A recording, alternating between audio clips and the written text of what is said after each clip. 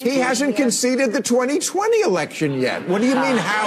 You make it sound like it's a crazy idea. No, he has not conceded the one he did lose. I'll concede it because it's very obvious who the president is. It's very obvious. Yes. Joe Biden is the president, presiding over 20% increases in gas and groceries, presiding over 22% increases in health care, 36% in car insurance. I mean, people can't afford the natural accoutrements of an adult life, which is why young people have abandoned Biden. So it's very clear Donald Trump is not the president. All right, folks. So now that the election is only 6 months away, which is really hard to believe, you are continuing to see what the Democrats' true campaign strategy is going to be, which is not to defend Joe Biden's record or make an active case as to why you should re-elect the incumbent president on a certain body of work. Let's just face it, folks, as a matter of policy and especially as a matter of perception among Americans, it is an election after all. The Joe Biden presidency has been a complete and utter train wreck. It has been a failure. And so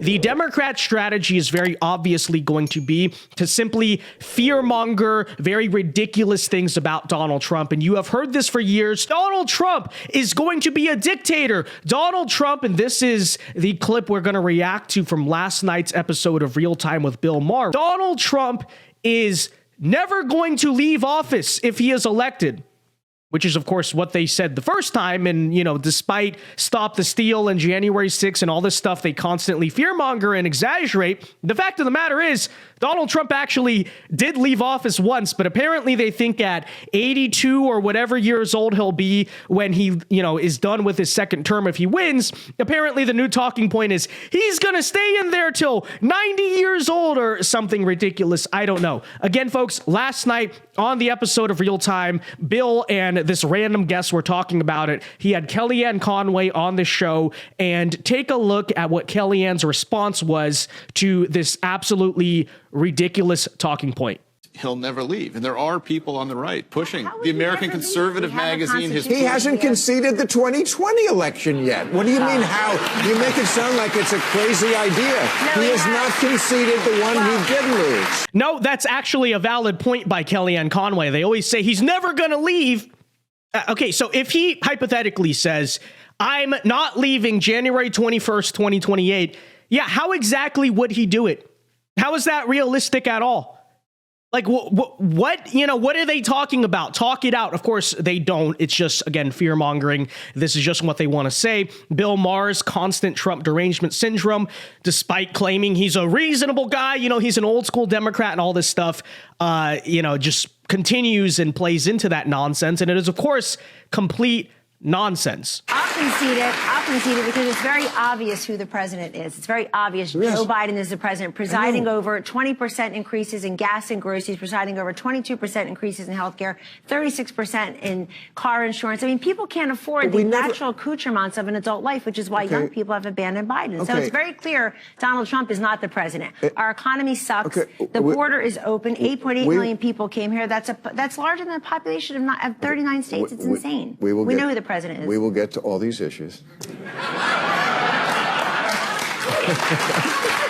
right now...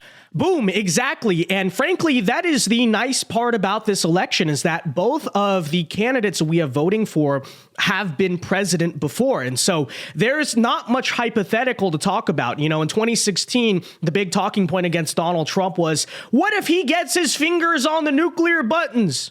Well, he had the nuclear buttons. What if he crashes this or destroys that? Well, he didn't.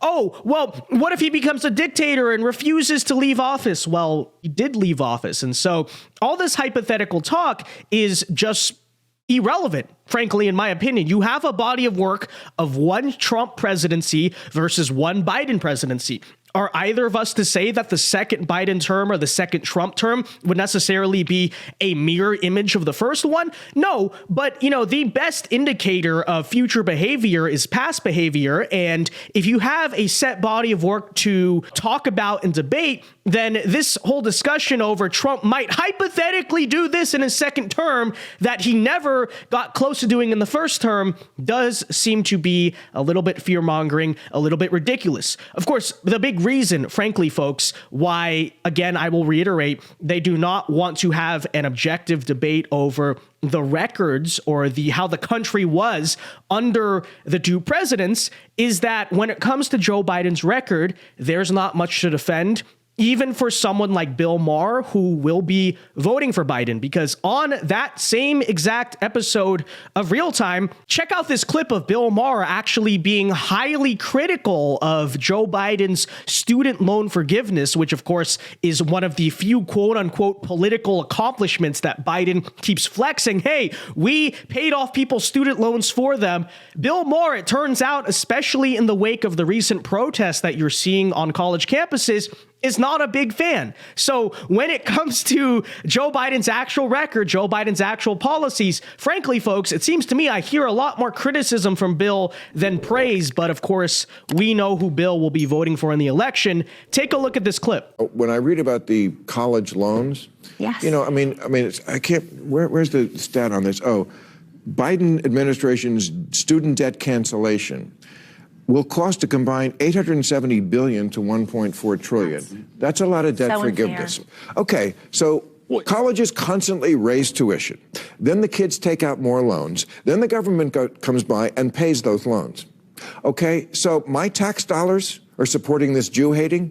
No, you I don't support think all the so. tents. No, I agree with you completely. Now people are really upset. By the way, it was never fair. You can't have plumbers and pipe fitters paying for the student loans of doctors and lawyers. It's not fair.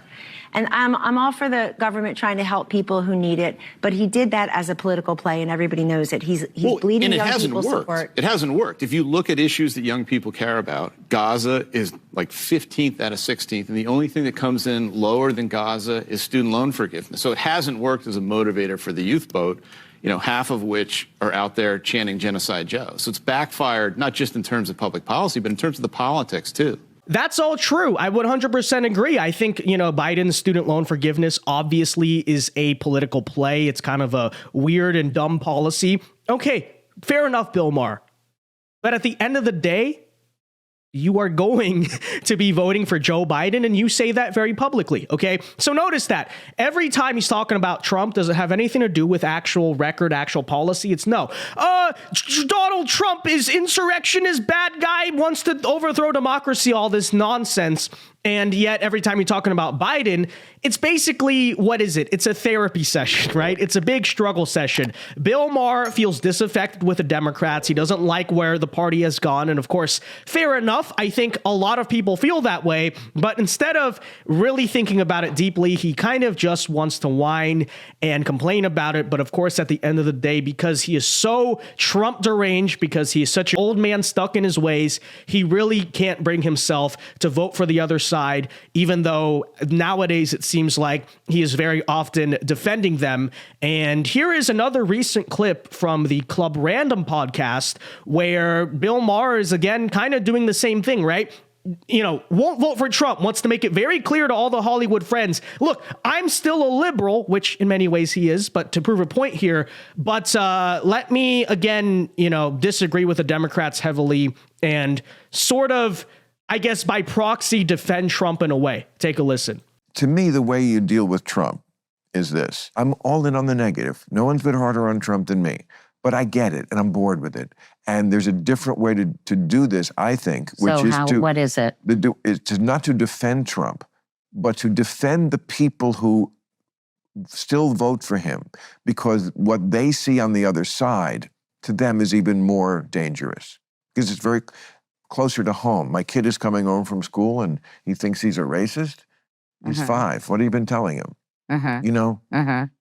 My son thinks maybe he's not a boy, and maybe that's true, that happens. But, those kind of things are what they say, that's why I'm voting for Trump. A conservative guy once said to me, what you don't get about Trump is we don't like him either. Now, that's not true for all people. There are people who just love his dirty draws, and they are dirty. But lots of people, it's like that. We don't like him, but he's all that stands between us and madness.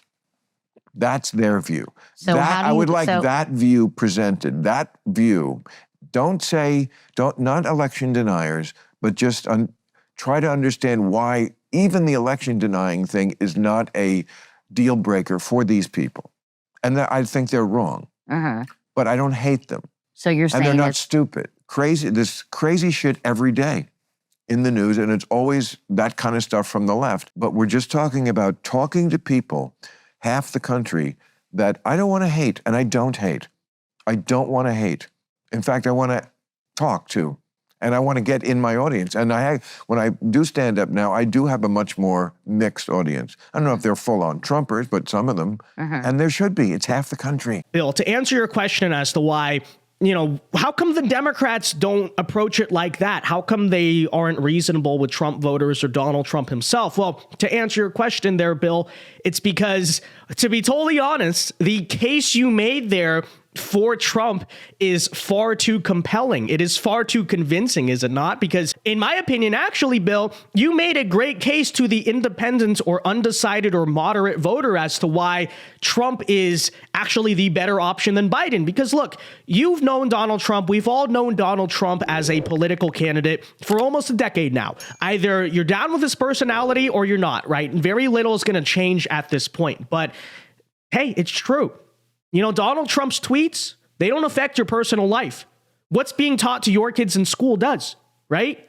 All this stuff happening on college campuses, if you have a kid who goes to university, it's true. It hits a lot closer to home. And so, Bill, I understand what you're saying, but when you really think about it logically, you want that to be the Democrats' case. You want the case to be that, hey, look, we perfectly understand.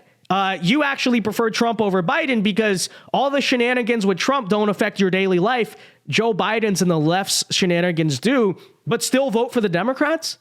It doesn't make a lot of sense. And Bill, if you're that introspective enough to understand and make that case, which I actually think is very logical and very reasonable, then think about for a minute, perhaps if you're actually making the rational decision when it comes to Donald Trump and your Trump derangement syndrome. I don't know. With that said, folks, let me know your thoughts on all of this in the comment section down below. What do you think of the real-time episode? What do you think about this internal, Jedi versus Sith thing going on with Bill Maher, where he clearly is having a struggle session with his own people, but, he still is very loyal to them? Let me know. Be sure to leave a like on this video, subscribe to the channel if you are new, and until next time, Alpha Moves Only, God bless. Have a very great rest of your day, and peace.